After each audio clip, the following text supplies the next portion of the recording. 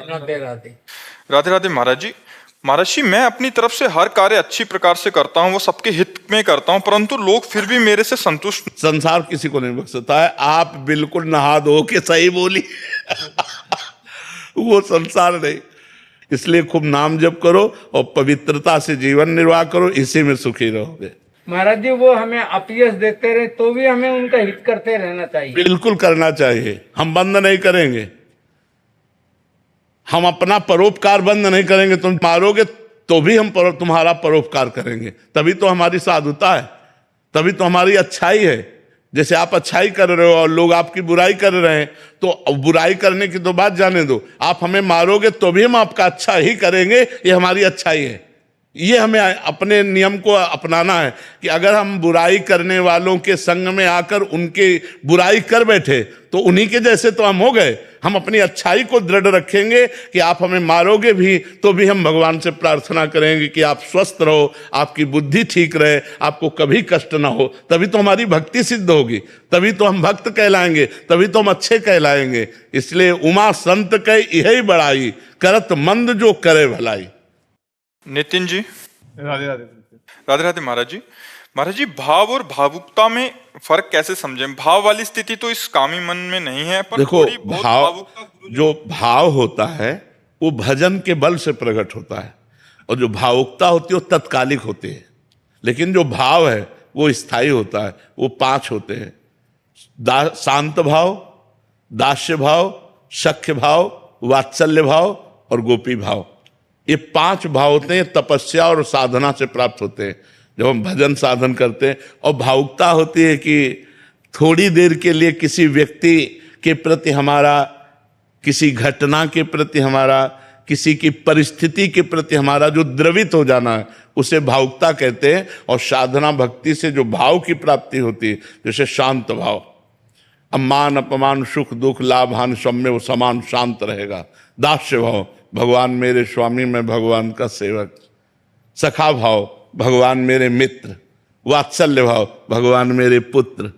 गोपी भाव, कांता भाव, भगवान मेरे प्रीतम। अब इस भाव को माया नहीं टाल सकती, ये दिव्य भाव। लेकिन भावुकता का परिवर्तन हो सकता है। थोड़ी देर हम आपकी किसी परिस्थिति में भावुकता है और इसके बाद उन्होंने बताया तो ड्रामा कर रहा था, अब तुरंत वो भावुकता गायब हो जाएगी। लेकिन भाव यदि हमारा आपके प्रति परमात्मा भाव बना है तो आपके किसी आचरण से हमें कोई फर्क नहीं पड़ने वाला, क्योंकि हमारा भाव स्थायी है, वो भावुकता नहीं। समझ पा रहे हैं आप? अच्छा, गुरु जी के लिए अगर भावुकता होती है तो वो भाव होता है। भावुकता का जो एक तात्कालिक होता है, ऐसा नहीं। गुरु जी के प्रति तात्कालिक नहीं होता, स्थायी होता है। गुरु साक्षात परब्रह्म तस्मै श्री गुरुवे नमः। अपने गुरु के लिए संपूर्ण जीवन समर्पित कर देना, अपने गुरु की आज्ञा में प्रत्येक पल चलना, अपने गुरु के लिए तन मन धन सर्वस्व वार देना, ये भावुकता नहीं होती, ये भाव होता है। गुरु के प्रति भाव होता है। और भावुकता और तत्कालिक परिस्थिति, व्यक्ति, घटना में होती है। बोले वो बहुत ऐसी परिस्थिति में था, हम भावुकता में आकर के इतने रुपए दे दिए। वो भावुकता में, घटना परिस्थिति में जो आता है वो तात्कालिक होती है, लेकिन जो भाव होता है वो स्थायी होता है। गुरु के प्रति जो हमारा गुरु भाव है, गुरु साक्षात परब्रह्म, ये हमारा स्थायी भाव है, इसमें परिवर्तन नहीं होना चाहिए। तभी मोक्ष की प्राप्ति होती, तभी कल्याण की प्राप्ति होती। थोड़ा साधना करते समय भावुकता होती है तो ये नहीं, ये सतोगुणी है। पर इसमें ध्यान रखे, दया बिना साधु कसाई, और दया करी तो आफत आई। संभल करके, जैसे हिरन पर दया की, भरत जी के चरित्र में आता है, दया करके 2-4 दिन पोषण करके छोड़ देना था, लेकिन उसी में आसक्त हो गए तो अगला जन्म हिरन का हुआ। तो दया बिना साधु कसाई, और दया करी तो आफत आई। बहुत संभल के दया करनी चाहिए। दया में फंसाव भी है। दया में ऐसी दया करे कि जैसे कोई डूब रहा है तो चतुरता यह है कि उसको रस्सी या वस्त्र का सहारा दे, स्वयं अपने हाथ न पकड़ा दे। नहीं, अगर अच्छा तैराक नहीं तो डूबने वाला पहले उसे डुबोएगा जो उसे बचा ले गया है।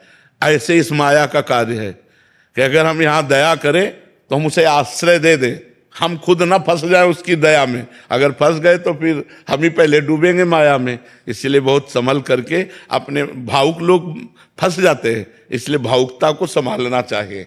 भाव नहीं फंसेगा, लेकिन भावुकता फंसा देगी।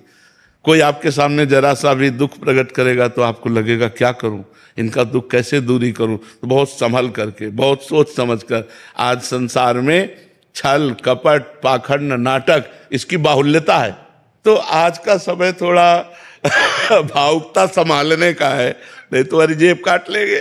भावुकता में ऐसे भी लोग हैं। शोभना जी एमपी से। श्री हरिवंश महाराज जी मुझे इसी जन्म में भगवत प्राप्ति करनी है, पर पता नहीं कैसे। विरक्त या विरक्त मार्ग बहुत कठिन सा जान पड़ता हाँ, है। देखो, ग्रस्त में जाएं तो डर विरक्त लगता या है। गृहस्थ दोनों भगवान के लाडले पुत्र हैं, दोनों का अधिकार है भगवत प्राप्ति करना।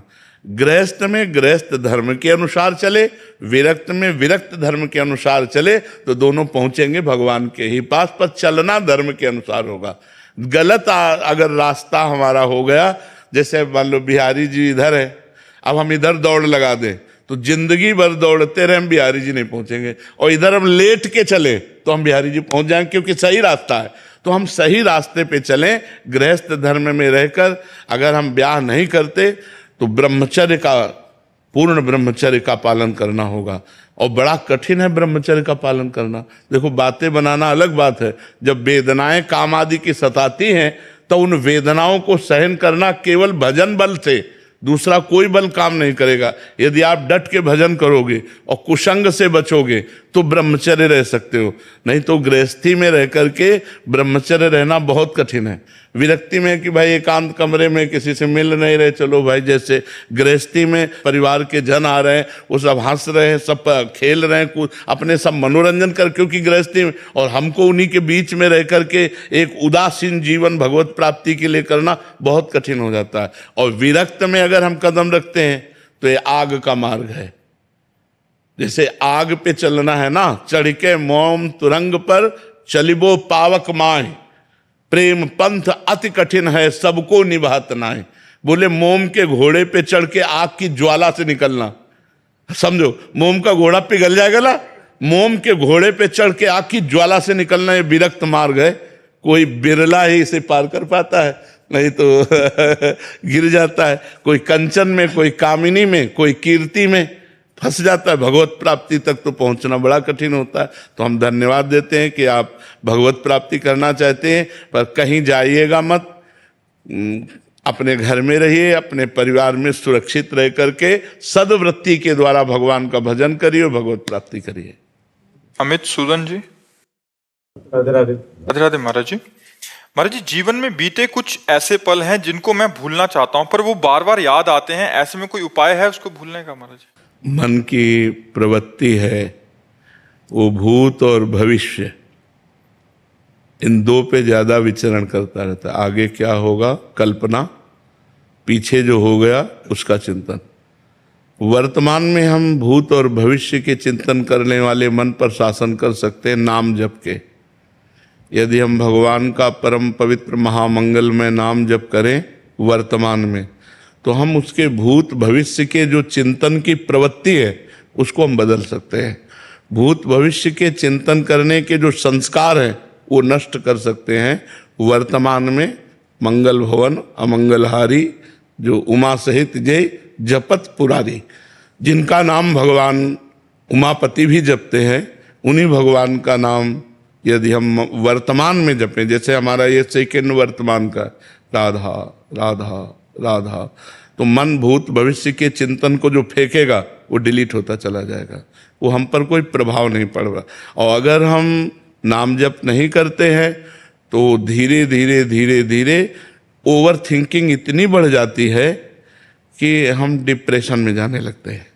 ये जो आज डिप्रेशन की बीमारी है ना, उसका कारण है ओवर थिंकिंग, व्यर्थ का चिंतन, अधिक चिंतन।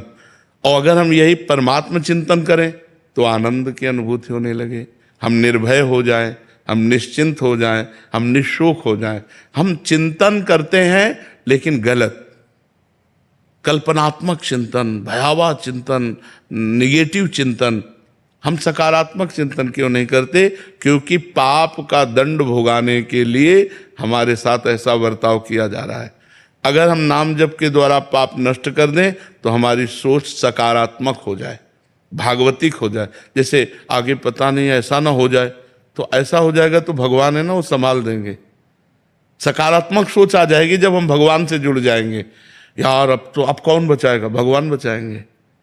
यार अब क्या होगा, अब तो ये सब नष्ट हो गया। नहीं, भगवान ने जिन्होंने नई सृष्टि, एक ब्रह्मांड नहीं अनेकों ब्रह्मांड एक क्षण में रच दिए, वो हमारे लिए नया विधान बना देंगे।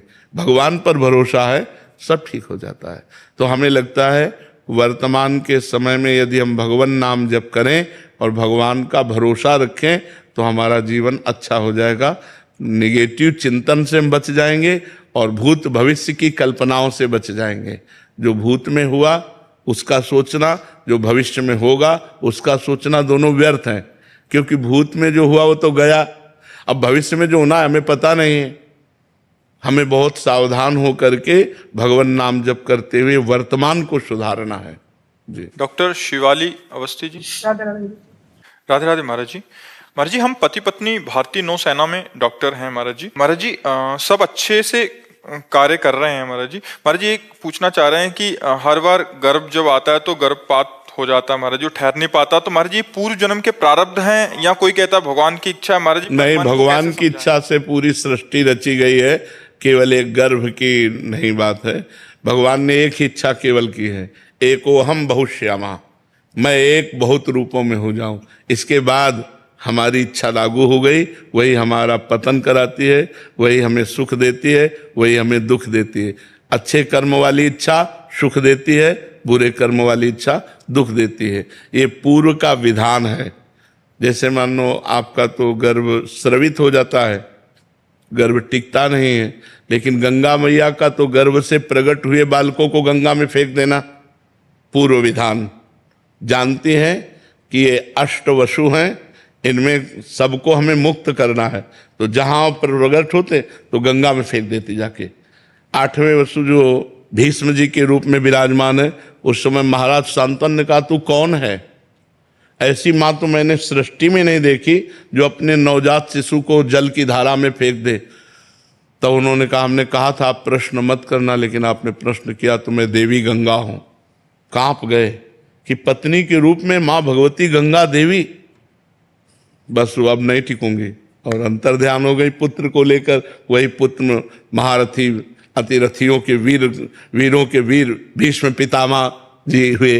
तो हम ये कहते हैं कि जैसे जिन जीवों को केवल आपके गर्भ में आने का लिखा हुआ है, लेकिन आगे जीवन लीला नहीं, तो गर्भ में आकर ही वो शांत हो जाएंगे, वो गर्भ स्रवित हो जाएगा, वो जन्म नहीं ले पाएंगे। तो अब जिन जीवों को लिखा जन्म लेते ही मर जाना, वो जन्म लेते ही मर जाते।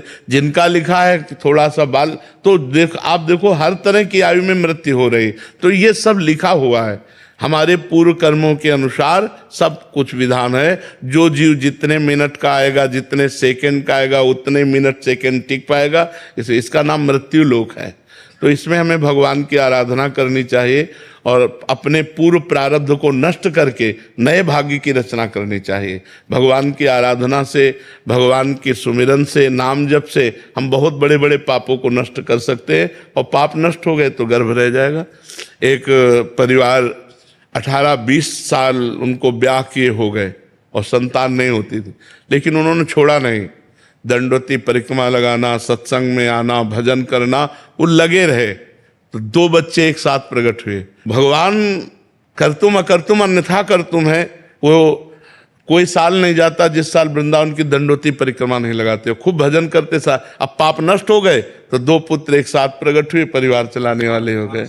18 साल बाद ब्याह के। तो हमें लगता है कि अगर हम भजन करें तो भगवान कृपा कर सकते हैं। वो कृपा कर दे, गर्भ रह जाए, बालक हो जाए, वंश चल जाए, उन्हीं की कृपा से है। तो खूब नाम जप करें, भगवत आराधना करें। गुरुदीप जी कनाडा से। राधे राधे। राधे राधे महाराज जी। महाराज जी, पिछले कुछ महीनों से आपका सत्संग और एकांतिक वार्तालाप बार बार सुनने के बाद मांस मदिरा इत्यादि का सेवन बिल्कुल छोड़ दिया। आपकी कृपा से राधा नाम जप करने का धन्यवाद प्रयास कर आपको, रहा हूं। धन्यवाद। मैंने अपने मन से आपको अपना गुरु भी मान लिया, जीवन क्रिया को उसी अनुसार चलाने का कोशिश भी कर रहा हूं जैसे आप कहते हैं। महाराज जी, मैं इस आत्मा को अब दोबारा पुनः जन्म नहीं लेने देना चाहता महाराज। इसके लिए भजन चाहिए। हर समय राधा राधा राधा राधा, उठते बैठते चलते फिरते खाते पीते, क्योंकि कभी भी शरीर छूट सकता है।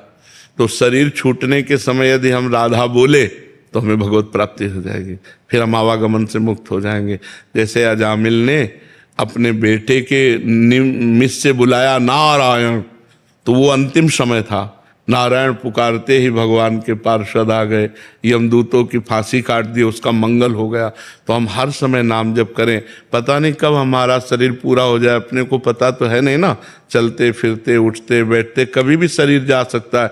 ऐसा नहीं है कि हम 10 वर्ष और जिएंगे, हो सकता है जिए 10 मिनट, आखिरी हमारा चल रहा हो, क्या पता चले कब कहाँ घटना घट जाए। ये तो एकदम बिजली का कनेक्शन जैसा है, कट गया वो तो इसलिए हर समय हमें नाम जप करते रहना चाहिए, नाम जप से ही हमें भगवत प्राप्ति हो जाएगी। गुरु भगवान कनाडा से यहाँ तक आप ले आए, और अब अपना साथ कभी मत छोड़ना, मेरे साथ ही रखना जी। खूब नाम जप करना, बस गंदे आचरण अब मत होने पावे। हाँ बिल्कुल। मुकेश साहू जी। श्री हरिवंश गुरुदेव।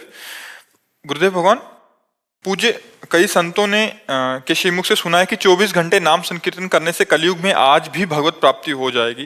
गुरुदेव भगवान, आप भी नाम कीर्तन पे बहुत एक 24 घंटा नहीं, 24 घंटे बराबर आजीवन, हर समय नाम जप करो, भगवान की प्राप्ति हो जाएगी, इसमें संशय नहीं। एक 24 घंटा नहीं कि एक 24 घंटा किया और भगवान आके खड़े हो गए, नहीं तो कितने लोग कर लें। 24 घंटा कितना होता है? हमारे अंदर अखंड स्मरण चलना चाहिए।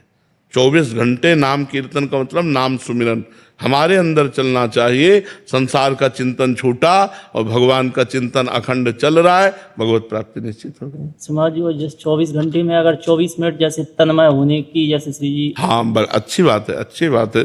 24 घंटे में 24 मिनट अगर तन्मय होकर जपे और शेष समय ऐसे जपे तो भी भगवत प्राप्ति हो जाएगी। तो एक दिन जैसे बंसीवट गए थे महाराज जी, तो वहाँ पे जैसे लिखा भी है और कई लोग बताते भी हैं वहाँ पे, तो जैसे नूपुरों की श्री जी की ध्वनि आती है। हाँ, ये भगवत, इसमें कोई संशय नहीं, भगवत देश है। कि उनमें से जैसे कि ध्वनि तो आई, पर श्री जी की जो नूपुर है वो दिखाई नहीं दी, तो क्या बिना निज मंत्र के वो दिखाई? हाँ, उसके लिए भजन चाहिए, भजन खूब करो तब। जो बीज मंत्र निज मंत्र है, तो मतलब बिना उसके मतलब श्री जी की नूपुर या अरे राधा नाम से सब कुछ हो जाएगा, कौन सी बात ऐसी जो राधा नाम से ना हो।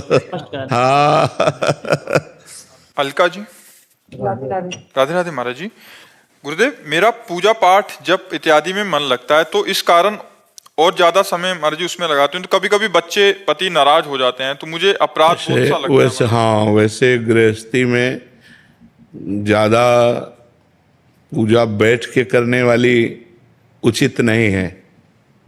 रसोई में काम कर रहे, राधा राधा राधा, अपने पति को टिफिन लगा के दे रहे, भोजन पवा रहे, बच्चों को पवा रहे, ये पूजा ही हो रही। इन सब में भगवत भावना करें। अब आप 1 घंटा पूजा कर रहे हो, बच्चे को स्कूल जाना है, पति को ऑफिस जाना है, और वो सब असंतुष्ट हैं, तो मुझे लगता है वो पूजा ठीक नहीं है।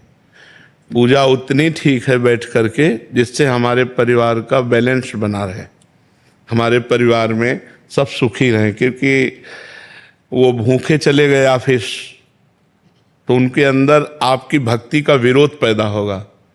बच्चा भूखा जा रहा है, ये सब ठीक नहीं है। बिल्कुल पूजा मत करो, हमारी बात समझो। अगर आप बिल्कुल पूजा नहीं कर रहे हैं, तो आप अपने पति को भगवत भाव से, पुत्र को भगवत भाव से रसोई बनाई, ठाकुर जी को दिखा दिया, पवा रहे, बढ़िया पूजा हो रही। नाम जप करना है ना, देखो गोपी जनों की जब दिनचर्या में देखो तो लीप रहे तो भगवान का चिंतन कर रहे हैं, रसोई बना रहे तो भगवान का चिंतन कर रहे हैं, गाय दूह रहे तो भगवान का चिंतन कर रहे हैं, धान कूट रहे तो भगवान। क्या हम लोग ऐसा नहीं कर सकते? हल जोत रहे हैं, व्यापार कर रहे हैं, नौकरी कर रहे हैं, जो हमें पद सेवा मिली है, हम भगवान का नाम जप करते हैं, उस सेवा पर ध्यान दें। हम लोग केवल उसी को पूजा समझते हैं, 4 अगरबत्ती घुमा दिया, फोटो रख करके और मूर्ति रख के, तो वो पूजा हो गई। अच्छा, एक बात देखो, अचल मूर्ति में हम भगवान की भावना कर सकते हैं, फोटो में, विग्रह में, लेकिन चलते हुए पर हम भगवान की भावना नहीं करें तो हमारी बहुत बड़ी कमी है। इन सब में भगवान ही विराजमान है। सच्ची मानिए, सच्ची मानिए। अगर आप ईमानदारी से सब में भगवत भावना कर लें तो आपसे बड़ा कोई महात्मा नहीं। स महात्मा सुदुर्लभा वासुदेवा स्वरमिति, स महात्मा सुदुर्लभा। और अगर भगवान चले जाएं तो देखो, आप अपने प्रिय पुत्र के शरीर को जला देंगे, प्रिय पति के शरीर को जला देंगे। क्यों? क्योंकि भगवान अंतर ध्यान हो गए। तो उन्हीं भगवान की पूजा करना है। अब सब खा पी के अपने अपने काम में चले गए, अब हमारे पास समय है तो हम टीवी ना खोलें, हम पूजा गृह खोलें, फिर अपने ठाकुर पूजा करें, फिर बैठ के जप करें, लेकिन वो बाद में करें। पहले पति पुत्र की पूजा करें, उनको भोजन उनकी तैयारी कर दें, जो भगवान ने गृहस्थ धर्म दिया उसका पालन करो। जी।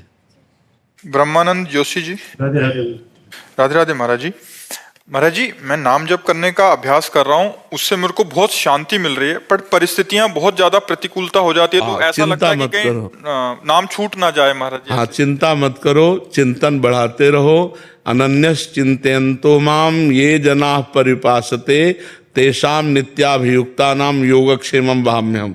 भगवान कह रहे हैं मैं योगक्षेम का वाहन, जिसका योगक्षेम भगवान वाहन करते हैं उसको कोई विपत्ति परास्त नहीं कर सकती। इसलिए प्रसन्न रहो और नाम जप करो और हर दुख को सहने की कोशिश करो, तो उससे पाप नष्ट हो जाएंगे, आप भगवत प्राप्ति के योग्य हो जाएंगे। यम ही न व्यथ्यन्ते ते पुरुषम पुरुषर्षभ सम दुखा सुखाधीरम सोमृतत्वाय कल्पते।